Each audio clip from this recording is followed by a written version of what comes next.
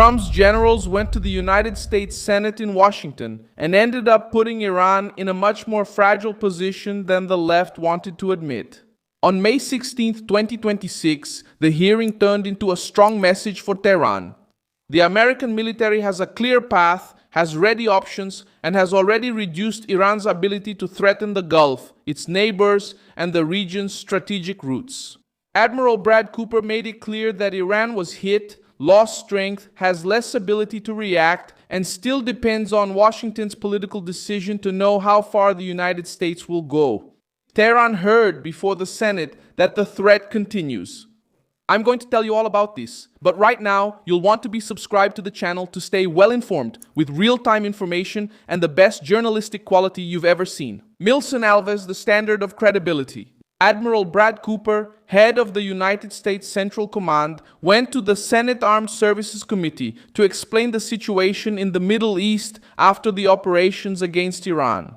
The left tried to turn the hearing into a political attack against Trump, but the technical answers ended up exposing a harsh fact for Tehran. Cooper did not speak as a television commentator.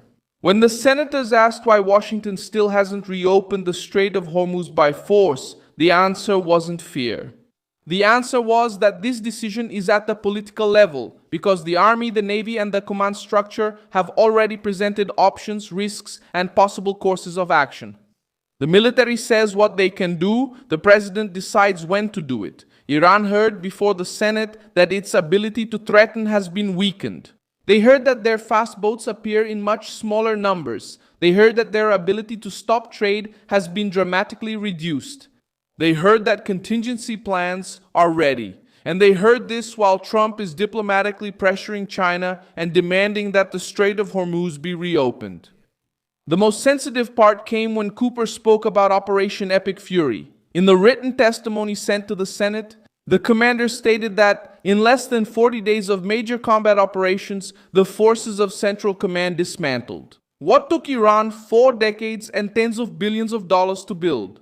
The text also says that Iran can no longer project power throughout the region as before, nor threaten the United States and its partners at the same level as before. This is the point that the anti-Trump narrative tries to hide.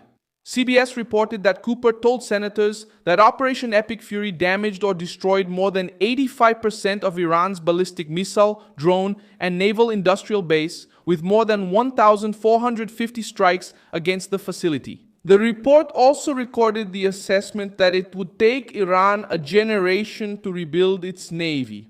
The hearing also put the Strait of Hormuz at the center of the pressure campaign.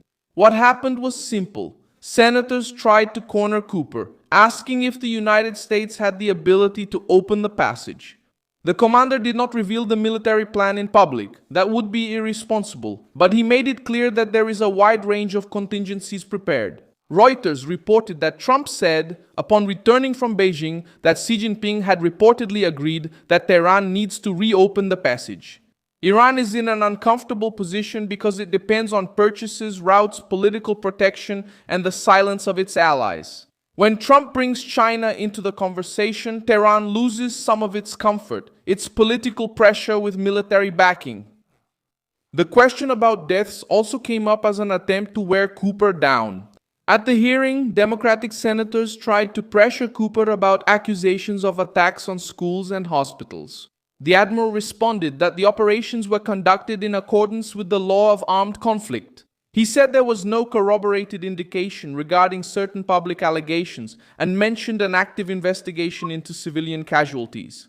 In the broader context of the war, Reuters reported thousands of deaths in Iran and Lebanon, but the hearing itself did not present an official number. Death toll linked to the central point about the Strait of Hormuz. That difference matters. One thing is that war has a human cost which is always serious. Another thing is to use political questions to try to erase the main military fact. Iran was hit, lost capability, and is now negotiating under pressure. The left wanted to turn the session into a trial of Trump. What came up was the commander saying that Iran can no longer do what it used to do. Another detail went unnoticed. Cooper stated that Iran can no longer transfer weapons and resources to Hezbollah in the same way. Militias in Iraq. This weakens the network that Tehran has used for years to attack without appearing directly. The written testimony from Central Command says that these groups form the backbone of the threat network and that the routes and methods of transfer have been cut off. This is a huge consequence for Israel, for the United States allies in the Gulf, and for American security. Iran has always relied on militias, drones, missiles, and proxy warfare to bleed its enemies without bearing the direct cost. Now, according to the American military command itself, this structure has been broken at important points. It's not Trump's campaign speech, it's the assessment of the command that actually wages war. Senators also tried to steer the discussion toward China and Russia. Cooper's response opened another bad front for Tehran. The commander said that the Iranian forces are largely equipped with Russian and Chinese equipment. This allows Trump to treat Iran as part of a larger hostile bloc connected to regimes that challenge the United States. Instead of isolating Tehran, the hearing strengthened the argument that pressure against Iran also serves to cut off the advance of Beijing and Moscow in the Middle East. Africa came up in the hearing through another avenue. General Dagvin Anderson from the Africa Command spoke about the terrorist threat in the Sahel, lack of sufficient intelligence, and the need for new layers of surveillance, including technology and artificial intelligence.